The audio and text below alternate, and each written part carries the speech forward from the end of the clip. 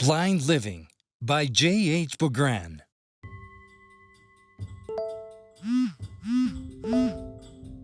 Adam despised the sound of a new incoming message in Laura's smartphone. Adam didn't need his eyes to know what Laura was doing right then. Her clothes rustled. The dimmed click, click, click. Yeah, Laura was reading her emails. Her short-lived snort meant bad news. "I must go back to the office," Laura said. "I thought so." Laura's warm lips lingered on his forehead. Adam felt a slight draft of air as she got up. Her sneakers sneaked away in the direction of the bedroom. Alone on the couch, he searched with his palms for the remote control.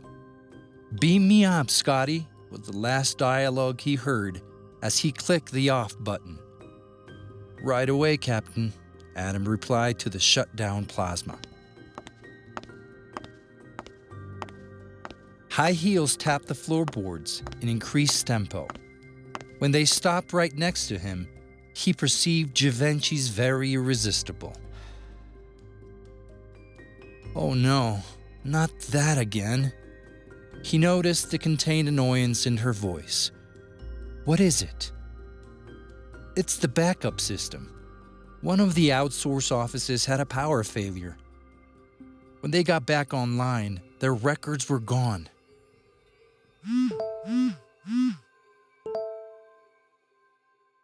"What would they do if your phone were off?"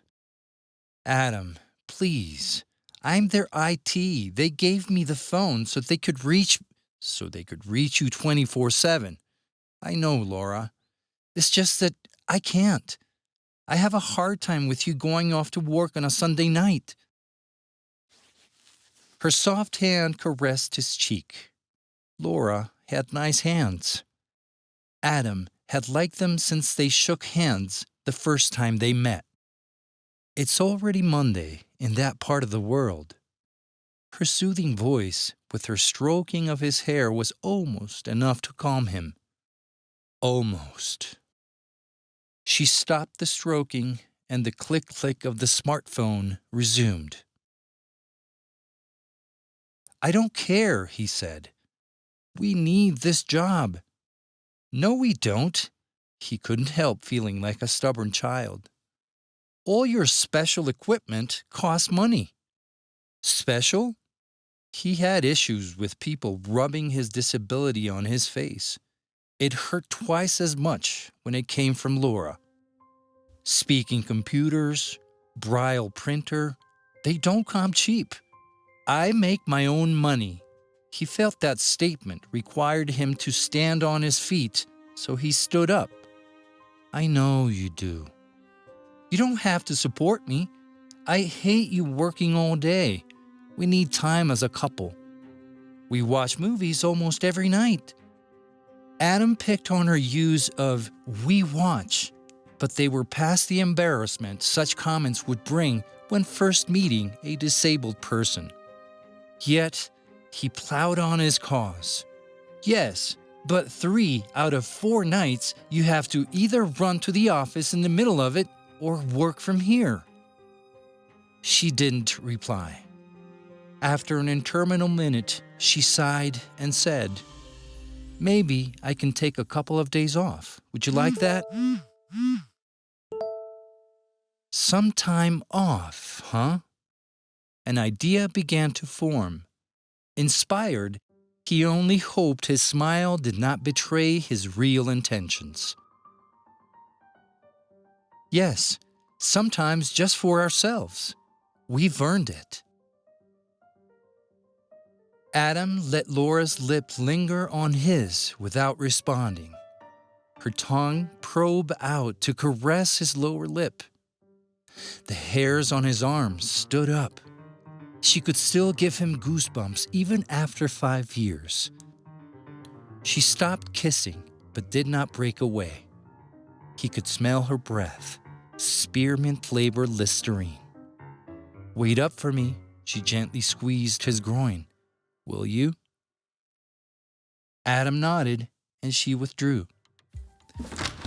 The slam of the front door announced her departure. He stood there until the aroma of her perfume faded away. He considered the implication of his recently conceived plan.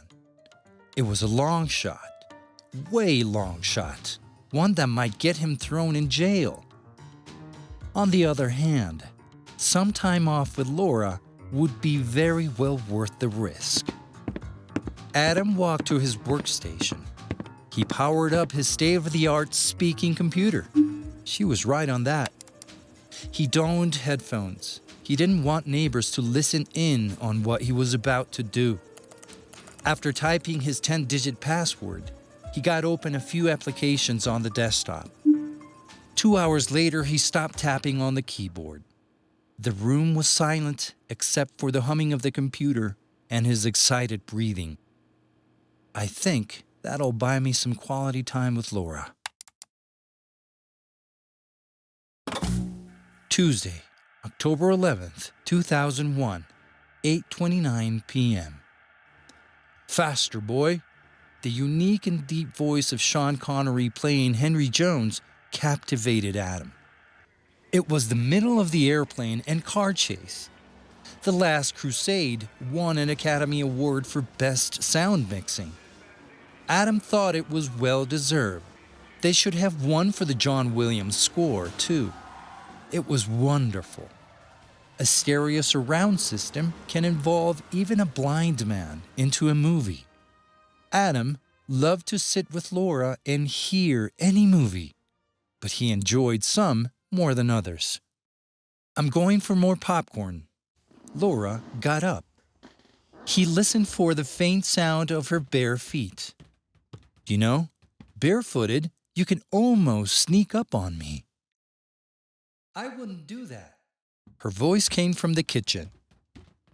When she returned, she sat next to him. She rested her head on his shoulder. Adam took a handful of popcorn from the bowl. Before Laura, he had liked it buttery and simple. She preferred plain and salty. These were salty. He passed his arm behind her and placed his palm gently on her cheek. He sniffed her hair. He loved the fresh essence of her citrus shampoo. Was it the Garnier or the new Verbena she talked about in the market last week? Not that he really cared either way. She was with him, and that was the important thing. She smelled of Chanel No. 5. She wore the popular perfume when she wanted to play sexy. Adam smiled, thinking about the after-movie lovemaking. He had unplugged the landline and turned off his cell phone. It was his idea of hanging the "Do Not Disturb" sign in a hotel door. He didn't worry about Laura's phone. Her service had been down for 2 consecutive days. Adam wondered if he should confess his intrusion. Nah, he concluded. Nobody would believe a blind geek hacked into the big Canadian corporation and shut down the BlackBerry system.